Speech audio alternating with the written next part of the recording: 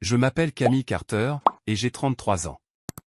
La nuit où ma sœur a annoncé qu'elle allait avoir un 4e enfant, ma famille ne m'a pas demandé ce que je ressentais. Elle ne m'a pas demandé si j'avais le temps, si j'étais épuisé, ou si j'avais une vie en dehors d'être utile à ses yeux. Elle m'a juste regardé comme si la décision avait déjà été prise. Nous étions assis à un barbecue familial, les assiettes encore chaudes, du thé glacé sur la table, tout le monde souriant comme si un autre bébé était un cadeau qui venait en quelque sorte avec mon emploi du temps. Ma mère a applaudi et a dit, un autre. Grosse fête. Puis elle s'est tournée vers moi avec cette voix douce que les gens utilisent quand ils ne posent pas de questions. Tu t'occuperas des enfants quand ta sœur aura besoin de repos. Mon père a regardé de l'autre côté de la table, sans parler, mais son regard disait la même chose qu'il disait toujours, ne fais pas honte à la famille. Fais ce qu'on te dit. J'ai posé ma tasse et j'ai dit, pourquoi moi? Ce n'est pas ma responsabilité. Toute la table s'est figée. Le sourire de ma sœur a disparu en premier. Puis elle a ri, d'un rire strident et laid, et a dit, tu es libre. Considère ça comme un entraînement. Un entraînement comme si toute ma vie n'était qu'une pratique pour servir la sienne. Je n'ai pas discuté. Je n'ai pas expliqué. J'ai pris mon sac à main, la plaque que j'avais apportée, et je suis parti pendant qu'il restait assis, attendant que je me sente coupable. Je pensais que partir discrètement mettrait fin à tout. Je pensais qu'un simple nom leur apprendrait enfin où ma vie commençait et où leurs exigences prenaient fin.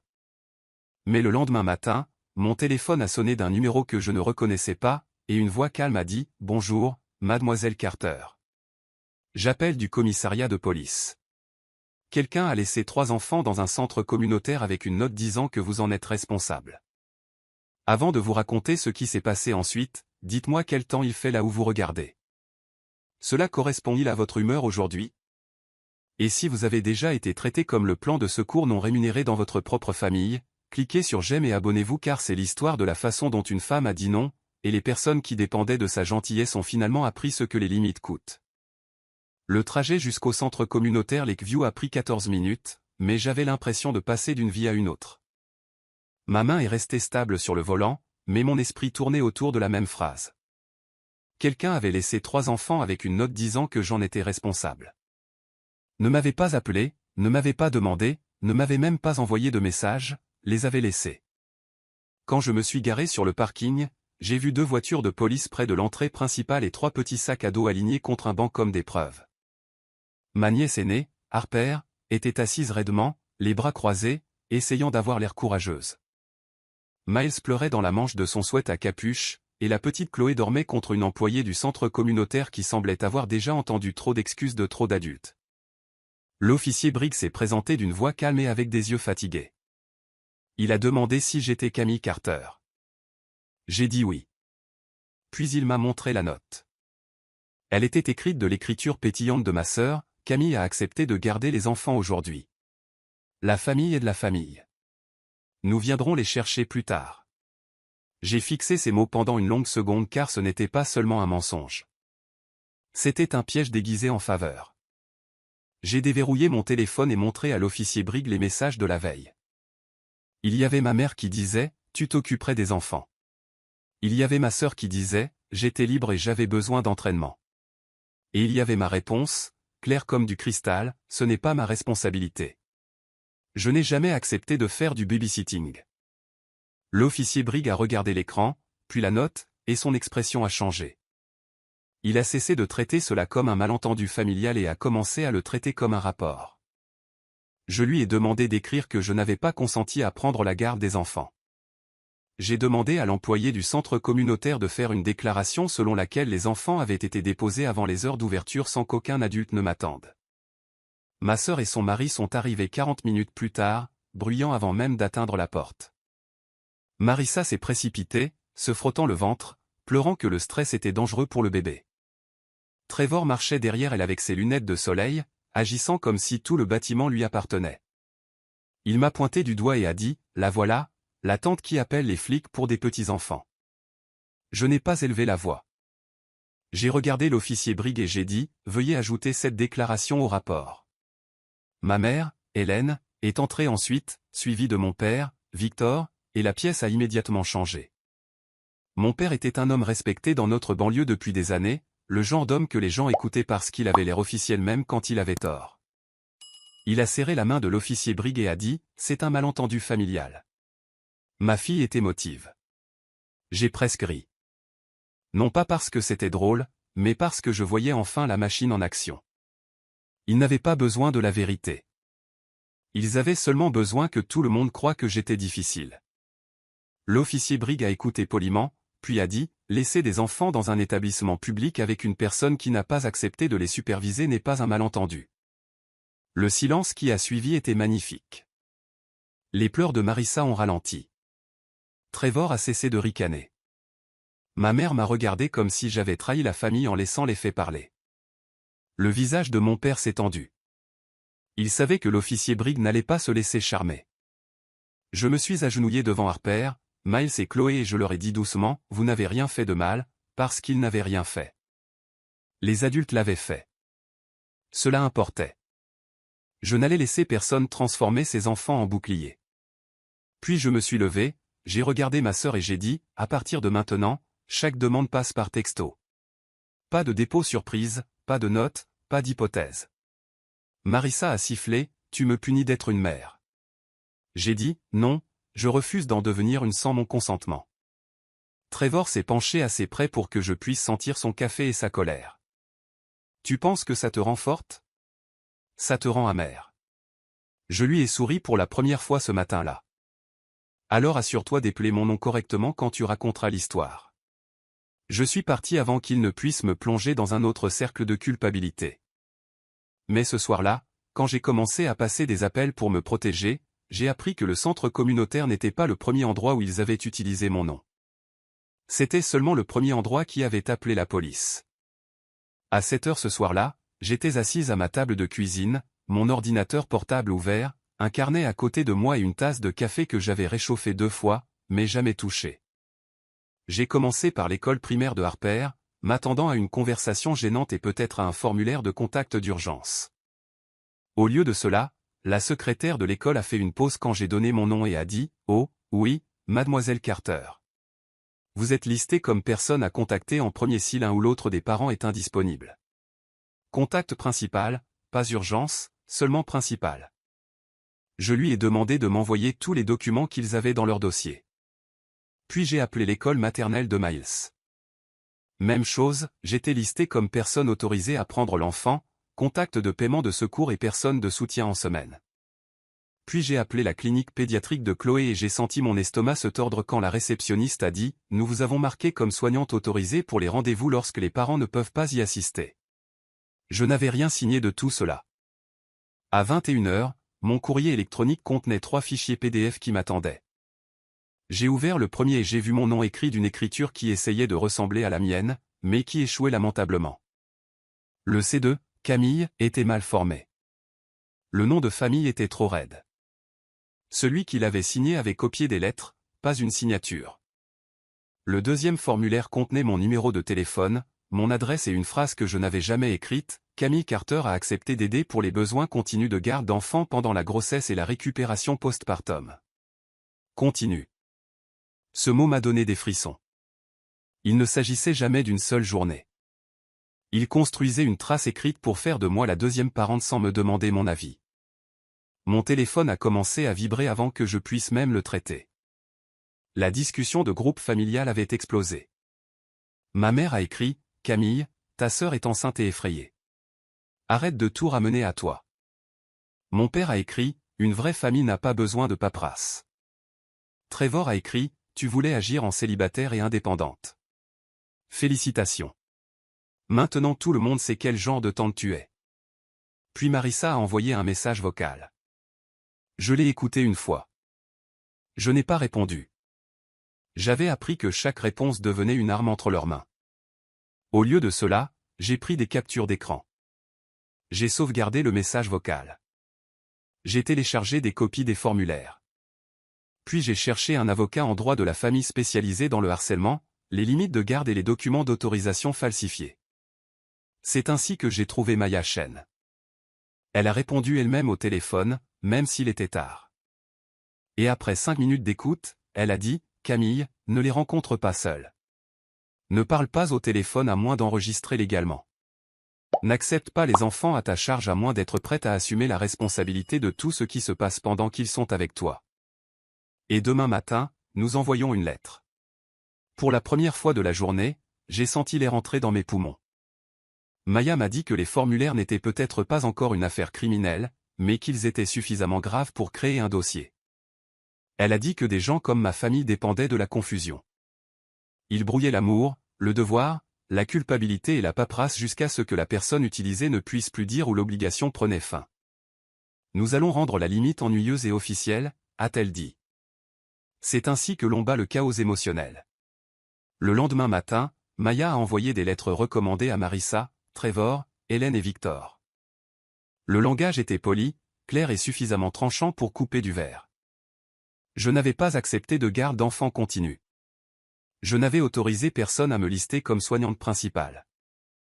J'ai exigé que mon nom soit retiré de tous les formulaires scolaires, de garderie, médicaux et d'activités. Toute tentative future de me laisser des enfants sans consentement écrit serait documentée et signalée. Ma mère a appelé 12 fois après l'avoir reçu.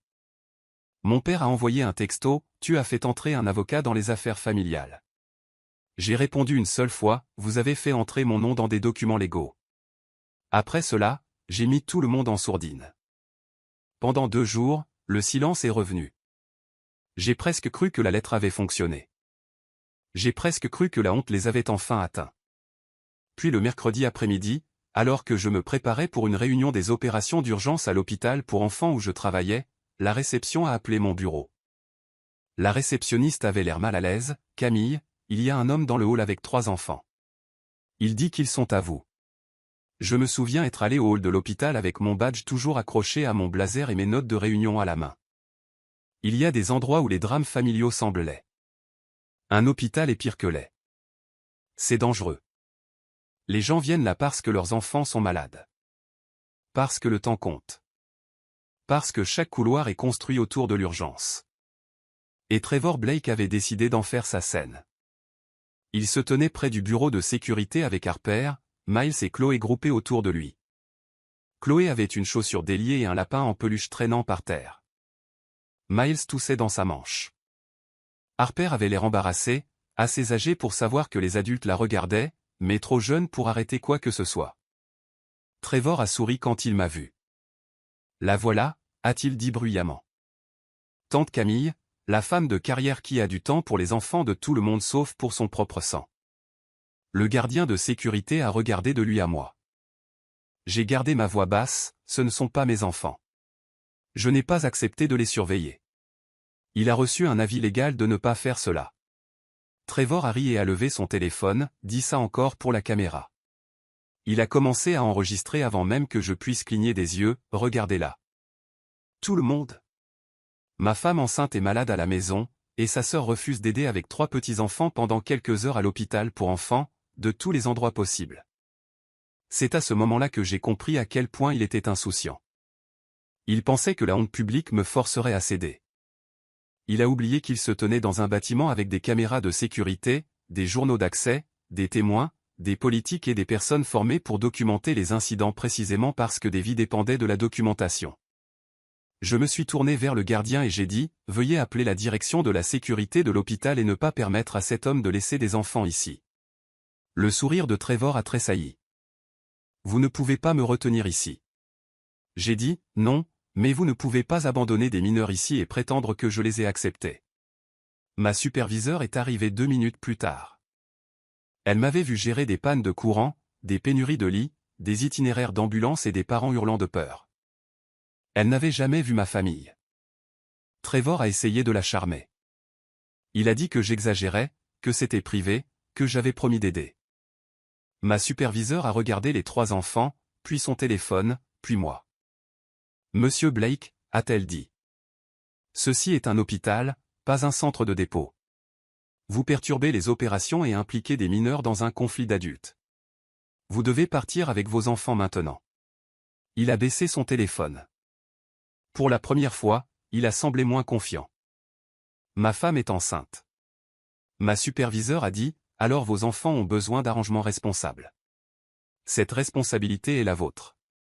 La sécurité l'a escorté dehors pendant qu'il criait que je regretterais de l'avoir humilié. Harper m'a regardé en partant. Son visage n'était pas en colère. Il était confus. Cela m'a fait plus de mal que les menaces de Trevor. J'ai voulu courir après elle. J'ai voulu dire que je l'aimais, que rien de tout cela n'était de sa faute, que les adultes la décevaient d'une manière qu'elle ne comprendrait pas avant des années. Mais je suis resté là où j'étais. L'amour sans limite était la raison pour laquelle j'en étais arrivé là. Après leur départ, l'hôpital a rédigé un rapport d'incident. Les caméras du hall avaient tout enregistré. La diffusion en direct de Trevor l'avait lui-même capturé en disant assez pour se nuire. Maya était presque joyeuse quand je l'ai appelée. « Il a fait ça sur votre lieu de travail ?» a-t-elle demandé. « Avec des caméras ?» ai-je dit. « Oui. » Elle a expiré lentement et a dit « Cet homme vient de nous emballer des preuves. » Cet après-midi-là, nous avons envoyé une deuxième lettre. Celle-ci était plus forte. Aucun contact direct sauf par courriel. Aucune apparition à mon domicile ou sur mon lieu de travail. Aucune mention de moi en tant que soignante. Aucune publication, vidéo ou déclaration impliquant que j'avais abandonné des enfants que je n'avais jamais accepté de superviser. La lettre avertissait qu'un comportement continu pourrait étayer des plaintes pour harcèlement, diffamation et interférence intentionnelle avec l'emploi. Au moment du dîner, ma mère appelait depuis des numéros masqués. Mon père a laissé un message vocal disant que j'étais allé trop loin. Marissa a posté une histoire larmoyante ne montrant que ses yeux gonflés et une main sur son ventre. Elle a dit « Certaines personnes punissent les enfants pour prouver un point. » Elle n'a jamais prononcé mon nom, mais elle n'en avait pas besoin. La moitié de notre église savait exactement qui elle visait. Les commentaires se sont remplis de cœurs, de prières et de femmes me traitant de froide sans connaître mon côté de l'histoire. Trevor a partagé la vidéo de l'hôpital, soigneusement coupée pour qu'elle commence après son arrivée. Il l'a légendé, voilà ce qui arrive quand la famille oublie la famille. Cette nuit-là, je me suis assise dans la lumière de mon ordinateur portable et j'ai regardé des étrangers me juger à partir d'un mensonge de 30 secondes. J'ai senti la colère monter en moi, mais elle n'était plus désordonnée. Elle était concentrée. Ils avaient choisi la scène publique. Très bien. Je ne crierai pas depuis le public. J'apporterai des preuves au microphone. Et 3 jours plus tard, lors d'une fête prénatale de collecte de fonds organisée par ma mère à l'église, c'est exactement ce que j'ai fait. Le thème de la fête prénatale était « Il faut tout un village ».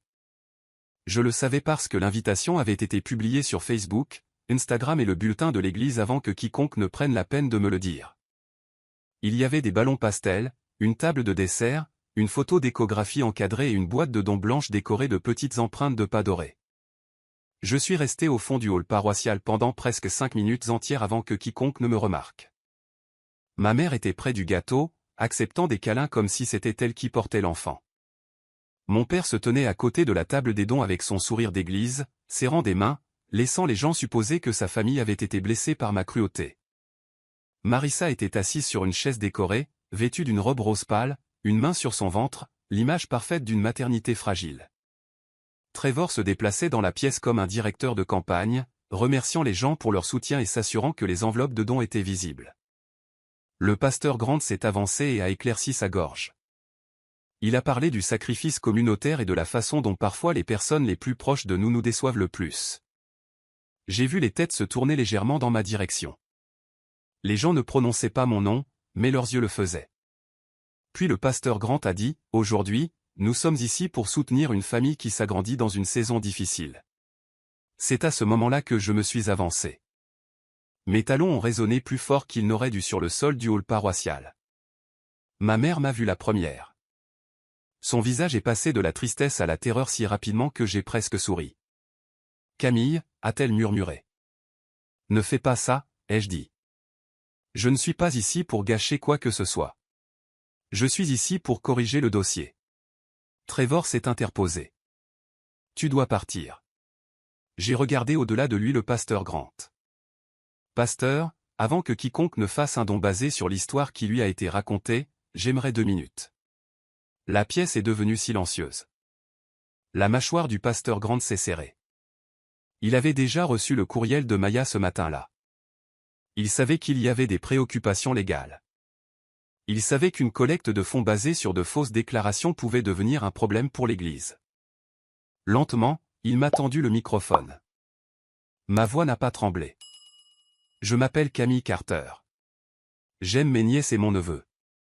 J'ai acheté des fournitures scolaires, payé des frais de camp d'été, couvert des courses, aidé à des réparations de voitures, et été présente pour les anniversaires, les fièvres, les récitals et les urgences. Ce que je n'ai pas fait, c'est accepter de devenir le plan de garde d'enfants non rémunéré pour bébé numéro 4. Marissa s'est mise à pleurer immédiatement. Trevor a dit, elle ment. J'ai levé mon téléphone, alors utilisons les documents. Sur l'écran du projecteur, j'ai montré le premier texto, ma mère me disant que je m'occuperais des enfants. Ma réponse disant que ce n'était pas ma responsabilité. Puis j'ai montré le rapport de police du centre communautaire Lakeview avec les détails sensibles masqués. Il indiquait clairement que 3 enfants avaient été laissés avec une note me nommant sans mon consentement. Un murmure s'est répandu dans la pièce. J'ai montré le formulaire scolaire avec mon nom listé comme personne à contacter en premier. J'ai montré le formulaire de garderie avec la fausse signature. J'ai montré le rapport d'incident de l'hôpital déclarant que Trevor avait tenté de laisser 3 mineurs sur mon lieu de travail et avait enregistré le personnel après avoir été prié d'arrêter. Je n'ai pas montré les informations médicales des enfants. Je n'ai pas insulté les enfants. Je n'ai pas traité ma sœur de nom. J'ai simplement laissé le papier faire ce que mes mots n'auraient jamais pu faire. Il est resté immobile pendant qu'il se tordait en tous sens. Une femme de l'église s'est levée lentement, « Marissa, tu nous as dit que Camille les avait abandonnés. » Marissa s'est essuyé le visage et a dit, « Elle l'a fait, émotionnellement. » Trevor a rétorqué, « C'est une affaire de famille privée. » Un homme au fond a dit, « Alors pourquoi collectez-vous de l'argent public pour cela ?» La pièce a changé. La sympathie a commencé à se transformer en suspicion. Puis j'ai montré la dernière diapositive. Elle n'était pas suffisamment détaillée pour embarrasser les enfants, mais elle listait des catégories et des totaux des 5 dernières années. Courses, uniformes scolaires, fêtes d'anniversaire, factures d'urgence, argent pour l'essence, réparation de voitures, camp, lacunes dans la garde d'enfants. Le total était assez élevé pour faire halter la pièce. Ma mère a serré le bord d'une table. Mon père a fixé le sol. Le masque de la famille pauvre et sans soutien s'est fendu en deux. Le pasteur Grant s'est dirigé vers la boîte de dons et a posé une main dessus. Jusqu'à ce que cela soit clarifié, l'Église n'acceptera pas de fonds aujourd'hui. Toute personne ayant déjà fait un don peut voir le trésorier pour un remboursement. Le visage de Trevor est devenu rouge. Vous allez vraiment la croire? Le pasteur Grant l'a regardé et a dit, « Je crois la documentation. » C'est cette phrase qui a mis fin au spectacle. Marissa s'est levée trop vite, sa chaise raclant derrière elle. « J'espère que tu es heureuse, » a-t-elle sangloté. « Tu as humilié une femme enceinte. » Je l'ai regardée et j'ai senti quelque chose se briser, non pas de douleur, mais de libération. « Non, Marissa. J'ai arrêté de te laisser utiliser ta grossesse comme un bouclier pour ton malhonnêteté. » Ma mère a porté sa main à sa bouche. Mon père m'a finalement regardé, et pour la première fois de ma vie, j'ai vu qu'il n'était pas déçu de moi. Il avait peur de moi. Non pas parce que j'étais dangereuse, mais parce que je n'étais plus contrôlable. J'ai rendu le microphone au pasteur Grant et je suis parti avant qu'il ne puisse transformer la pièce en un autre procès. Mais les conséquences ne sont pas restées confinées à l'église. Le lundi matin, le patron de Trevor chez le concessionnaire avait vu la vidéo de l'hôpital. Le mardi, les abonnés en ligne de Marissa avaient vu suffisamment de captures d'écran pour commencer à poser des questions. Et le mercredi, la garderie m'a appelé au sujet d'un solde impayé à mon nom. C'est à ce moment-là que j'ai cessé de corriger le dossier et que j'ai commencé à fermer les comptes. La directrice de la garderie a eu l'air embarrassée quand elle a appelé. Elle a dit qu'elle était désolée de me déranger, mais que le compte lié à Miles et Chloé avait un solde impayé, et comme j'étais listé comme contact de paiement responsable, ils avaient besoin de savoir quand je comptais le régler. Pendant un instant, je n'ai rien dit. Non pas parce que j'étais surprise, mais parce qu'il y a un calme étrange qui vient quand les gens vous donnent raison trop souvent. Je lui ai demandé de m'envoyer le contrat par courriel. 10 minutes plus tard, je l'ai ouvert et j'ai revu mon nom, Camille Carter, garante de paiement, soignante autorisée, signature en bas. Une autre fausse. Cette fois, Maya n'a pas envoyé de lettre d'avertissement. Elle a porté plainte. À midi, la garderie m'avait retiré du compte et avait exigé que Marissa et Trevor se présentent en personne avec une pièce d'identité et un paiement. À 14 heures, l'école élémentaire avait confirmé par écrit que mon nom avait été retiré de toutes les listes de prise en charge et d'urgence. À 16 heures, la clinique pédiatrique a fait de même. Maya a également envoyé une notification formelle à l'employeur de Trevor parce que le rapport d'incident de l'hôpital montrait qu'il avait utilisé son adresse électronique professionnelle pour imprimer des formulaires d'autorisation de soignants. Je n'ai pas demandé son licenciement. Je n'avais pas à le faire. Les adultes ne sont pas détruits par les conséquences. Ils sont révélés par elles. Trevor a d'abord été suspendu. Puis le concessionnaire a découvert qu'il avait utilisé l'équipement de bureau et le temps des clients pour des disputes personnelles. Puis un client s'est plaint après l'avoir reconnu dans la vidéo de l'hôpital et a dit qu'il n'achèterait jamais une voiture à un homme qui avait tenté de déposer des enfants dans le hall d'un hôpital. En une semaine, Trevor était au chômage. Il m'a blâmé, bien sûr. Les gens comme Trevor blâment toujours le miroir de montrer la tâche. La page de maman de Marissa s'est effondrée ensuite. Ses abonnés avaient aimé l'éclairage doux, les légendes inspirantes, l'image soigneusement éditée d'une mère en difficulté faisant de son mieux. Ils n'aimaient pas les rapports de police, les fausses signatures et les questions de collecte de fonds à l'église.